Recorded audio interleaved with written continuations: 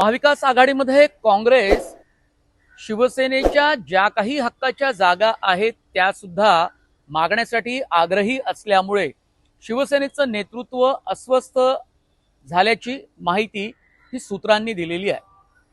महाविकास आघाडीमध्ये जर काँग्रेस आणि उद्धव ठाकरे यांच्या शिवसेनेमध्ये अशीच रस्सीखेच सुरू राहिली तर जागा वाटपाचा हा तिढा आणखी वाढण्याची शक्यता आहे। तुर्तास तरी महाविकास आघाडीचं जागा वाटप याच कारणामुळे रखडलंय अशी सुद्धा माहिती आहे। नमस्कार, मी मनोज भोयर, मॅक्स महाराष्ट्रमध्ये आपल्या सर्वांचं स्वागत आहे। मुंबई हा शिवसेनेचा बालेकिल्ला, पण या बालेकिल्ल्यामध्ये सुद्धा एकनाथ शिंदे यांनी खिंडार पाडल्यामुळे शिवसेनेची मुंबईतली ताकद कमी झालेली आहे आणि लोकसभेच्या निवडणुकीमध्ये काँग्रेसची ताकद ही प्रत्येक लोकसभा मतदारसंघामध्ये वाढली आहे। म्हणून काँग्रेसला मुंबईतल्या सुद्धा शिवसेनेच्या हक्काच्या जागा पाहिजेत असं चित्र निर्माण झालेलं आहे आणि बऱ्यापैकी सूत्रांची माहिती ही खरी असल्याचं सुद्धा म्हटलं जातं। शिवसेनेतली म्हणजे शिवसेनेची भायखळा आणि चांदिवली ही जागा सुद्धा काँग्रेसला हवी आहे। या दोन्ही जागा शिवसेनेच्या आहेत।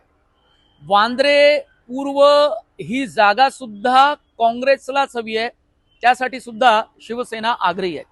म्हणजे मुंबई, त्यानंतर विदर्भ, मराठवाडा ह्या तीन प्रांतामधल्या शिवसेनेच्या जागांवर काँग्रेस आक्रमक होत चालली असल्यामुळे सुद्धा शिवसेनेमध्ये एक अस्वस्थता निर्माण झालेली आहे।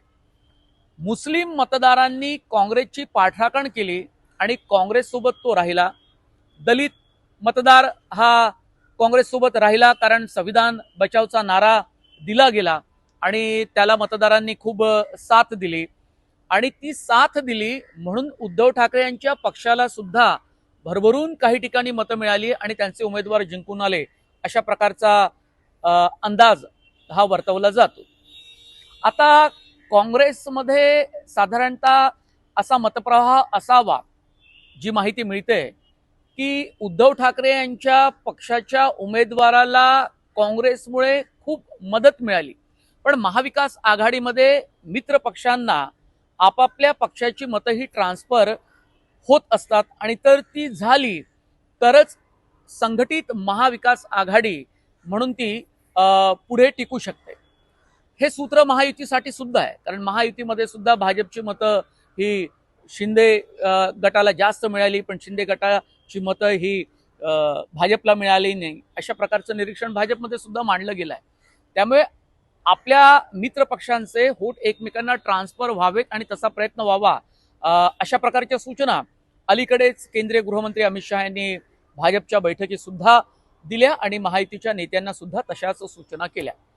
आता महाविकास आघाडीसाठी येता काळ कठीण राहू शकतो जर काँग्रेसनं आडमुठी भूमिका घेतली तर। शिवसेनेचे काही नेते हे नाव सांगायला तयार नाही, पण त्यांनी जी माहिती दिली त्यावरून असं लक्षात येतं की काँग्रेस अनेक जागांवर खूपच जास्त आक्रमकपणे पुढे जाण्याचा प्रयत्न करते आणि लोकसभेच्या निवडणुकीत काँग्रेसला ज्या पद्धतीनं मतदान झालं त्यामुळे त्यांचा आत्मविश्वास दुणावला, तो वाढला आणि त्यामुळे जास्तीत जास्त जागा आपल्या पदरात कशा पाडून घेता येतील असा प्रयत्न काँग्रेसचे अनेक नेते करतायत।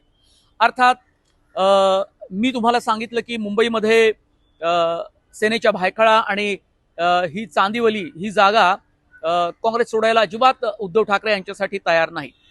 चांदिवलीच्या बदल्यात वांद्रे पूर्व सोडण्यासाठी सुद्धा काँग्रेस तयार नाही। वर्सोवा हा मुस्लिम मतदारसंघ आहे, भाजपचे विद्यमान आमदार आहेत, पण ती जागा सुद्धा काँग्रेसला हवी। मुंबई हा सेनेचा बालेकिल्ला आहे, तरी काँग्रेसला लोकसभेच्या निकालाचा दाखला देत त्या जागांवर सुद्धा काँग्रेस खूपच आग्रही आहे आणि ती आक्रमक होत चाललेली आहे। त्यामुळे काँग्रेसमुळे महाविकास आघाडीचं जागा वाटप रखडलं का अशा प्रकारची स्थिती आता निर्माण झाली आहे। विदर्भात काँग्रेसचा हा बालेकिल्ला एकेकाळी होता, त्याला भाजपनं खिंडार पाडलं, पण लोकसभेच्या निकालामध्ये विदर्भातल्या बहुतांश मतदारसंघामध्ये महाविकास आघाडीच्या उमेदवारांचं त्या विधानसभेच्या क्षेत्रामध्ये मतदारसंघामध्ये मताधिक्य जास्त आहे। पण हा एकत्रित महाविकास आघाडीचा फायदा आहे, पण तो काँग्रेसला असं वाटतं की काँग्रेस चा हा बालेकिल्ला असल्यामुळे तो पूर्वीचा दलित मुस्लिम मतदारसंघ हा काँग्रेसकडे वळला आणि त्याचा फायदा महाविकास आघाडीला झाला. ज्यावेळी महाविकास आघाडीला एकत्रित फायदा होतो तसं तो न बोलून दाखवता खासगीमध्ये काही नेते असं म्हणतात की काँग्रेसमुळेच महाविकास आघाडीच्या या मित्रपक्षांना फायदा झालेला आहे.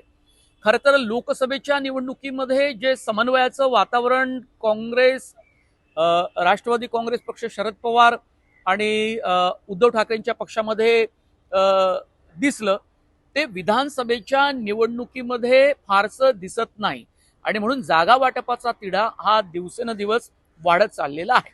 पण यात शरद पवारांनी आधीच सूचना केल्या की लोकसभेच्या निवडणुकीमध्ये जे यश महाविकास आघाडीला मिळालं त्या निकालामुळे हुरळून न जाता, हरकून न जाता, एकोप्यानं संघटितरित्या जर आपण विधानसभेच्या निवडणुकीला सामोरं गेलो तरच महाविकास आघाडीला त्याचा फायदा मिळू शकतो, अन्यथा त्याचा फटका सुद्धा बसू शकतो.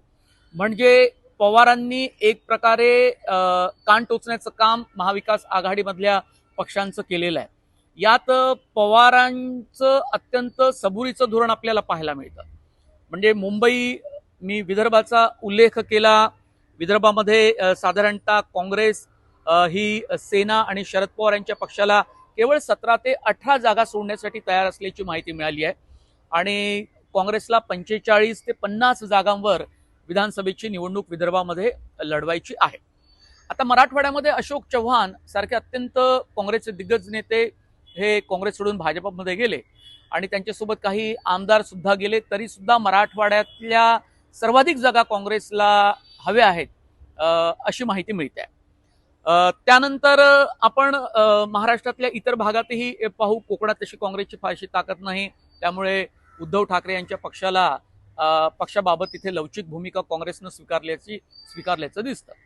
म्हणजे मुंबईतल्या काही जागा अशा आहेत की जिथे भाजपचे, गुजरात बहुल भागामध्ये भाजपचे आमदार आहेत, त्या जागा काँग्रेस शिवसेनेच्या गळी उतरवण्याचा प्रयत्न करते आणि त्यामुळे सुद्धा शिवसेनेचं नेतृत्व हे अस्वस्थ झाल्याची माहिती पुढे येते.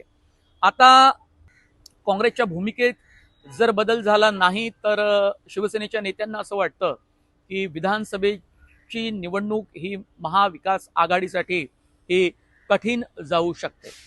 आता मुस्लिम मतदारांकडे काँग्रेसचं लक्ष जास्त आहे आणि त्यामुळे बहुतांश जागांची मागणी ही केली जाते. काँग्रेसचे नेते खूप आग्रही आहे. वर्षा गायकवाड यांची भूमिका आपण लोकसभेच्या निवडणुकीमध्ये पाहिली आणि त्या खूप काही जागांवरती आक्रमक होत्या. म्हणजे दक्षिण मध्य मुंबईची जागा असेल जिथे धारावी त्यांचा मतदारसंघ आहे, तो काँग्रेसचा बालेकिल्ला आहे, त्या अनेकदा तिथून निवडूनही आल्या. त्यामुळे मुंबईमध्ये प्रत्येक लोकसभा मतदारसंघामध्ये काँग्रेसला जागा हव्या आहेत. त्यामुळे मुंबईत शिवसेनेची जागा वाटपाच्या बैठकीमध्ये, चर्चांमध्ये कोंडी झाल्याचं चित्र निर्माण झालेलं आहे. अर्थात शरद पवारांची भूमिका ही अत्यंत महत्त्वाची आहे. मी तुम्हाला सांगितलं की सबुरीचं धोरण ठेवा, एकोपा ठेवा, संघटितरित्या विधानसभेच्या निवडणुकीला सामोरं जाण्याची गरज आहे, अशा प्रकारचं मत त्यांनी व्यक्त केलेलं आहे. पण आता जर हा महाविकास आघाडीचा जागा वाटपाचा तिढा जर वाढला तर शरद पवारांची भूमिका ही अत्यंत निर्णायक ठरणार आहे आणि ते महाविकास आघाडीचे तारणहार आहे. पण खूप राजकीय वेगवेगळी समीकरणं आपल्याला विधानसभेच्या निवडणुकीमध्ये, महायुतीमध्ये सुद्धा पाहायला मिळते, महाविकास आघाडीमध्ये सुद्धा पाहायला मिळते. त्यामुळे काही डावपेच महायुतीसाठी जसे शरद पवारांनी राखून ठेवले तसे त्यांनी महाविकास आघाडीतल्या आपल्या मित्रपक्षांसाठी सुद्धा राखून ठेवलेले आहे. त्यामुळे ऐनवेळी ते आपले पत्ते उघड करू शकतात. त्यांचं बारकाईनं या सगळ्या घडामोडीवर, बैठकांवर, जागा वाटपाच्या चर्चांवर लक्ष आहे. पण तरीही सुद्धा जर खूप टसल वाढत गेली, संघर्ष जर टोकाला गेला तर शरद पवारांनाच भूमिका घ्यावी लागेल आणि सरतेशेवटी महाविकास आघाडीतल्या मित्रपक्षांना त्यांचा शब्द प्रमाण मानावा लागेल. अशा प्रकारची माहिती ही अनेक नेत्यांशी बोलल्यानंतर महाविकास आघाडीतल्या पुढे येत आहे. हा व्हिडिओ आपल्याला कसा वाटला आपण कमेंट बॉक्समध्ये जरूर कळवा आणि तुम्हाला विनंती आहे की तुम्ही मॅक्स महाराष्ट्र हे आमचं डिजिटल चॅनल सबस्क्राईब करा आणि या चॅनलचं नोटिफिकेशन मिळवण्यासाठी तुम्ही बेल आयकॉनवर बटन दाबा. तुम्हा प्रेक्षकांचे खूप खूप धन्यवाद.